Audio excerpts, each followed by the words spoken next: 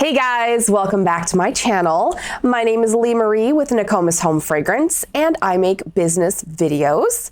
And today's video is one that people have asked for a really long time, and it's all about labeling.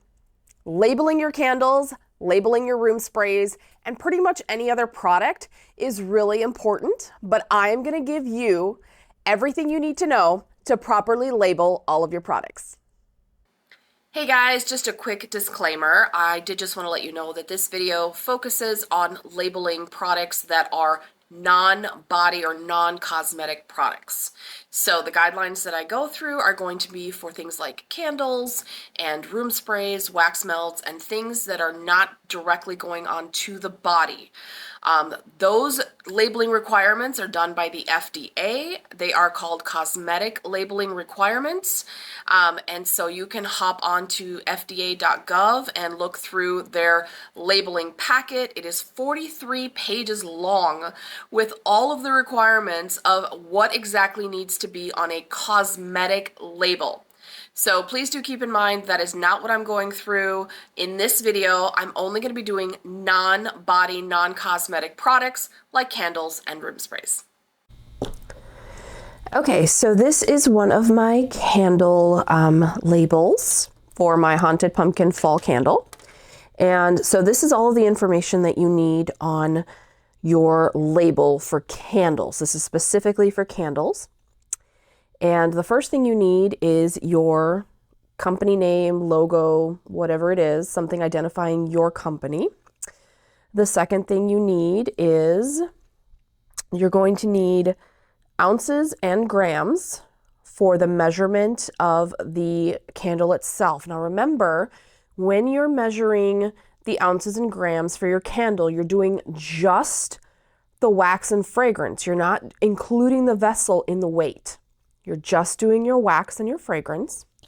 So you need that written in ounces and grams.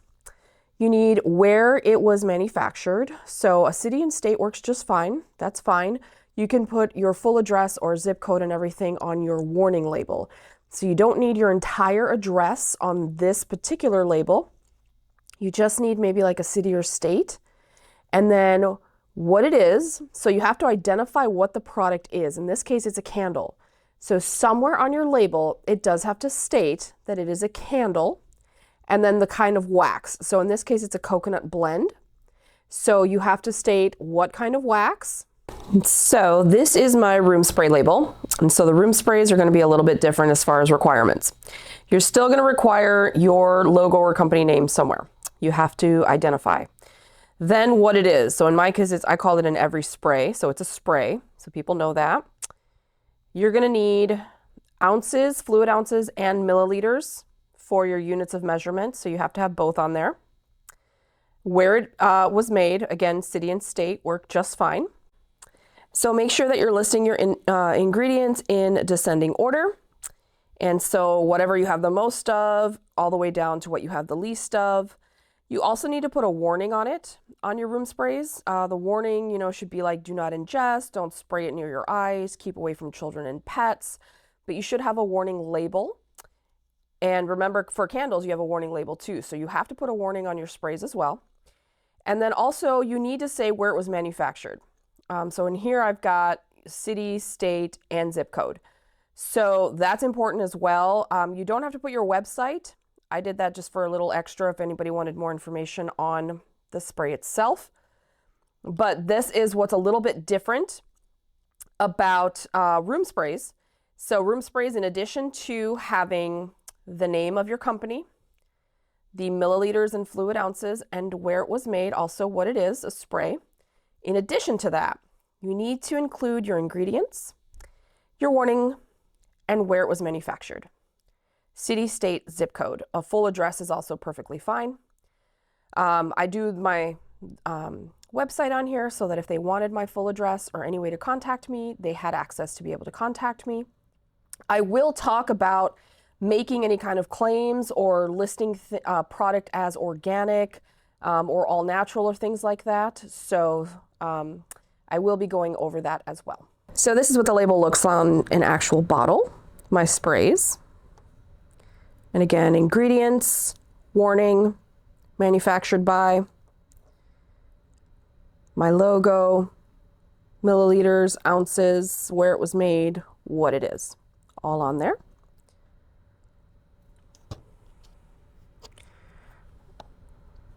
And then again, on my candles, the reason my logo is not on here is because my candles come in a box, and the box has my logo.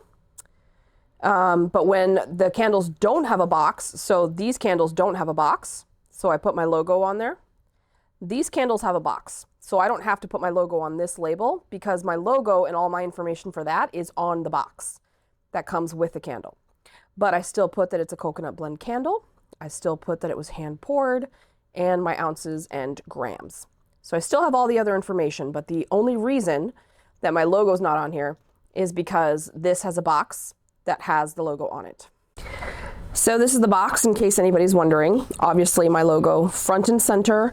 I still have that where it was made and the ounces and the grams. I still have all of that on the boxes, and my website's on the box and any other pertinent information. But just know that the reason I don't have the logo on the label is because I have it on the box that is sold with my candle. Okay, so I'm just gonna go over it one more time. So for candles, what you need is the name of your company, a logo, something like that, either on the label or if it's sold with a box or in a pouch or something, your logo or company name has to be on there somewhere that is given to the customer. You also need what it is. It's a candle or it's a room spray. So you need to put on the label what the product actually is. If it's a body butter, if it's a moisturizer, if it's a wax melt, whatever it is, put what the product is on the actual label. Then you're gonna need ounces and grams. Not negotiable. You can't pick one or the other. Both of them are required. So ounces and grams, and we're talking of just the product itself, the ingredient, like the ingredients, the materials, not the vessel. So in a room spray, you're talking just the liquid inside, not the whole bottle. For a candle, we're talking just the wax and fragrance, not the vessel, okay? So you need also city and state works best as far as location. So I think it's just easy to put city and state somewhere on your label.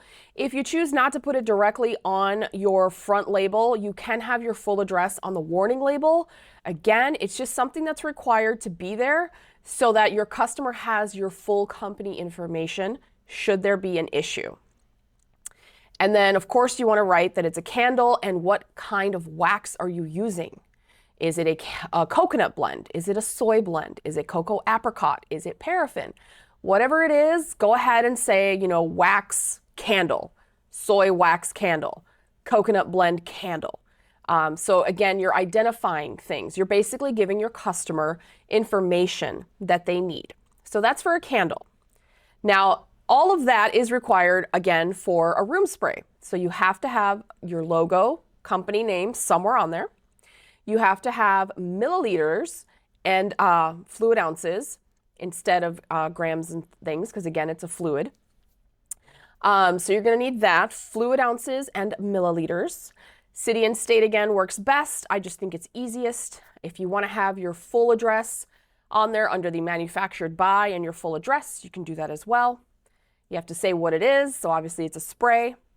And then the additional things that are required are going to be your ingredients. Ingredients need to be listed in descending order.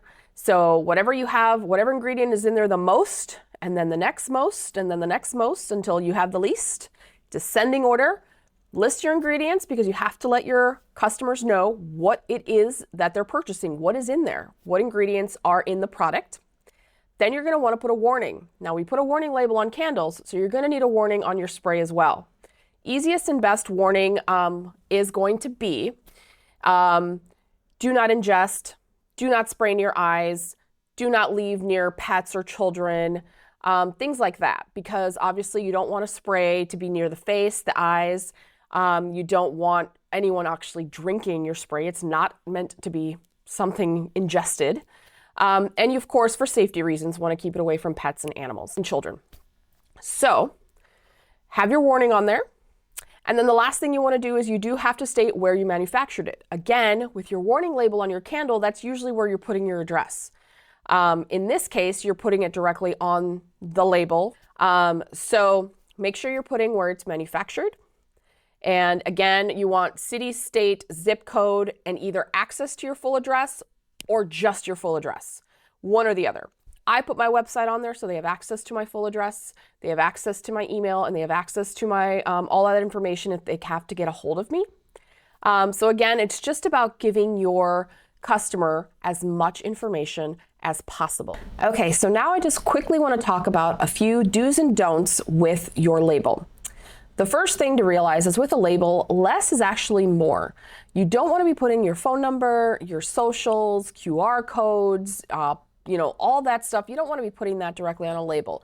Labels should look very, kind of minimal, and it should be easy for your customer to read all the information that they need. It shouldn't be busy. It shouldn't be full of lots of information that's not relevant. Your company's phone number is not relevant. Your company's socials, your Facebook and all those little emblems, they're not relevant. So those you should try to keep away from your label. Your label really should be kind of just the minimum amount of information. It looks clean and it gives your customer a chance to read the information that they need to know. The second thing that you should not do with your labels is make any kind of claim. And by a claim, I mean claiming that your product, whatever your product is, cures something, heals something, can get rid of something. You really need to be careful with any kind of claim that you make. Saying that a candle will cure depression is a claim you cannot make. You do not have, unless you performed actual scientific trials proving your case, you can't make that claim. So just be very careful with the things that you put on your labels as far as claiming that it can heal something, cure something, gets rid of something. So like I said, if you have a body product and it says this will get rid of your acne, you can't make that claim unless you have scientific data to back it. You have submitted that data to the FDA and they have said, okay, we accept it, you can make that claim. Other than that, you cannot make those claims. So be very careful of your wording if you want to claim or say that your candle helps something or might, cure something. Do not use those words. Don't use the words heal. Don't use the word cure, gets rid of. Don't use those words. Those are absolutes. The last one that I wanted to talk about regarding labeling is the term organic. Organic is a term that is widely used in products, but it's also a heavily regulated term. So for example, in order for something to be made with organic ingredients, it needs to be at least 70% of the ingredients need to be organic. I can list those ingredients and state on my label that they are organic ingredients. What I cannot do is I cannot label my room spray as certified organic because one, it is not, and two, I have not paid to have that product certified. In order to make those claims, you have to pay for certification to be able to put that on your label. So when it comes to the word organic, be very, very careful. You can list your ingredients as organic, whatever, that's totally fine. But just be sure that you are not marketing your product as an organic product when it has not been certified. So those are the thresholds that the FDA wants you to meet in order to be using the wording that you're using. 70% organic ingredients, you can say made with organic ingredients. 95% organic ingredients, you can say it's organic. And 100% organic ingredients, you can say it's 100% organic, but you have to certify it. You do need to pay for certification to certify those. I hope you found today's video informative and that it helps you in your business. If anybody is interested, I will link down below who I use as my manufacturer for my labels as well as for my boxes. Sometimes I get asked about that, so I'll be sure to put that down in the description box below. As always, thank you so much for watching. If you like this content, please do hit like and also subscribe to my channel. It really helps the channel to grow so that I can bring you more wonderful content. As always, I will see you guys in the next video. Bye!